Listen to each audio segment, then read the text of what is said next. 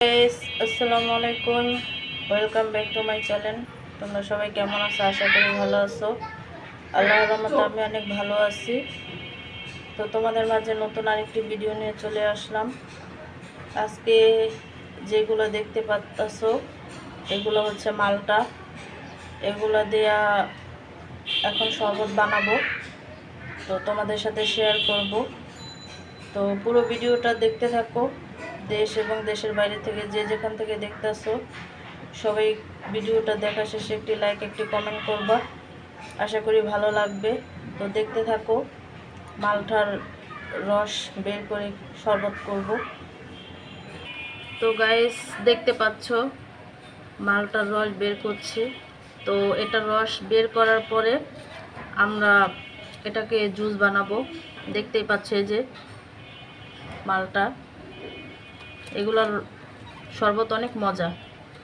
তো দেখতে থাকো আমরা এটা দিয়ে কীভাবে শরবত করি, কি কি দেই, এটার উপকরণ সব কিছু তোমাদের সাথে শেয়ার করব। আগে এটার রসটা বের করি, তারপর তোমাদের সাথে শরবত কিভাবে করি সব কিছু শেয়ার করব। দেখতেই পাচ্ছ এখানে চিনির পানি আছে, এগুলোর সাথে মালটার রস অ্যাড করা হবে। আর মালটায় উপকরণ দেওয়ার জন্য নিচে এখানে বিট লবণ আছে আর সাদা লবণ আছে স্বাদ মতো।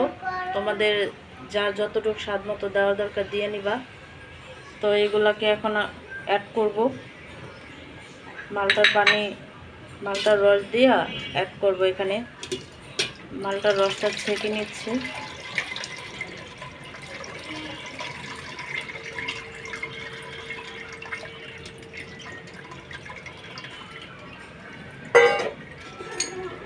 তো দেখতেই পাচ্ছ মালটার অনেক বীজই আছে, এগুলা সেইকা নিতে হয়।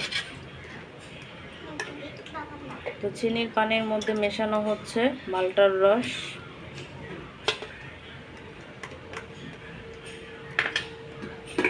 তারপরে এর সাথে অ্যাড করব সাদা লবণ স্বাদ মতো, আর এটা হচ্ছে বিট লবণ।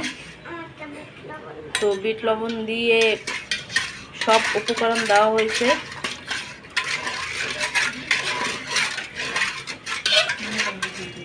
দেখতেই পাচ্ছ এটা একটা সুস্বাদু জুস হয়েছে।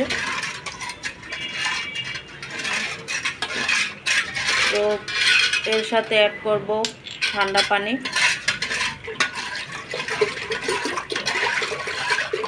তো এটাকে সব বানানো হলে তোমরা নর্মাল ফ্রিজেও রেখে দিতে পারো বোতলে ভরে।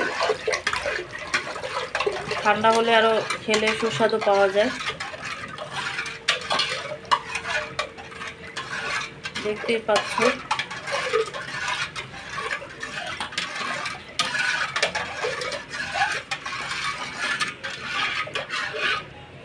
দেখতেই পাচ্ছ আমাদের শরবতটি রেডি হয়ে গেছে। সবুজ সবুজ কালার হয়েছে। তো এটার সাথে যদি আমরা হলুদ কিছু মিশাই তাহলে ফুটিকা হয়ে যাবে। দেখতেই পাচ্ছ। তো শরবতটি আমাদের তৈরি হয়ে গেছে। হাই গাইস, তো তখন আমি জুসেরটা দেখাইছি, জুসের রেসিপিটা দেখছো, মালটা দিয়ে কিভাবে জুস বানাতে হয়। আর এখানে আমি চাইলের গুঁড়ি নিচ্ছি, আর এখানে আছে কলা। তো এই চাইলের গুঁড়ি দিয়ে কলা দিয়ে পিঠা বানাবো। পিঠার রেসিপি তো অবশ্যই জানো, কলা দেয় যে সবাই পিঠা খায়। তো ওইটাই আমি তৈরি করব, তোমাদের সাথে শেয়ার করব। ভিডিওটা দেখতে থাকো যে কীভাবে বানাই কলার পিঠা। তো গাইস, গোলা রেডি হয়ে গেছে, পিঠার গোলা। এখন আমি পিঠাগুলো ভেজে নেব। বানাইতে চাইছিলাম গোল গোলার মতো, কিন্তু গোলা পাতলা হয়ে গেছে, এর জন্য তেলের পিঠা বানাবো। দেখতেই পাচ্ছ। তো দেখো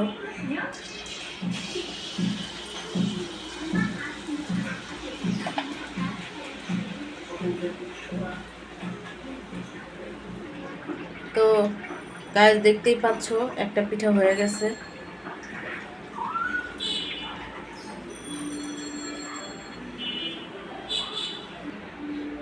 আরেকটা পিঠা ছেড়ে দিচ্ছি।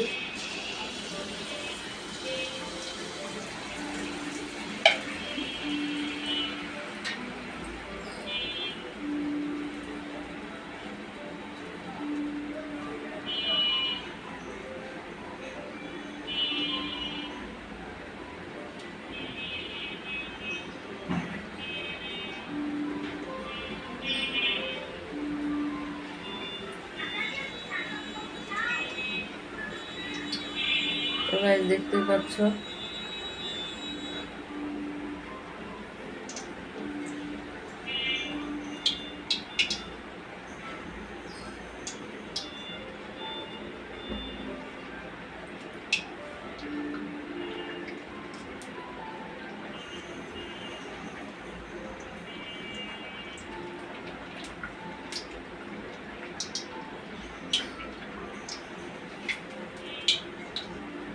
এটা কেমন ফুলকো হয়েছে।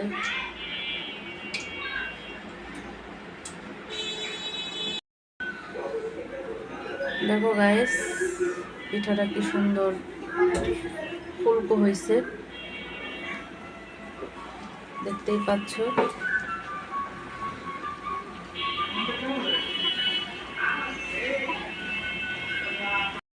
তো গাইস আমার পিঠাগুলো সব ভাজা হয়ে গেছে, দেখতেই পাচ্ছ কত সুন্দর ফুলকো হয়েছে, অনেক নরমও হয়েছে, দেখতেই পাচ্ছ।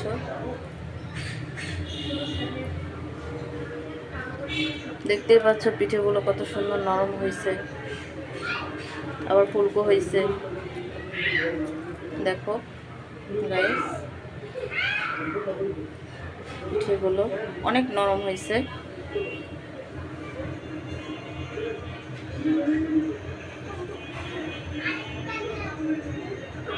দেখতেই পাচ্ছ। তো গাইস তোমাদের যদি ভিডিওটা ভালো লাগে তাহলে অবশ্যই লাইক দিবে, শেয়ার দিবে, কমেন্ট করবে।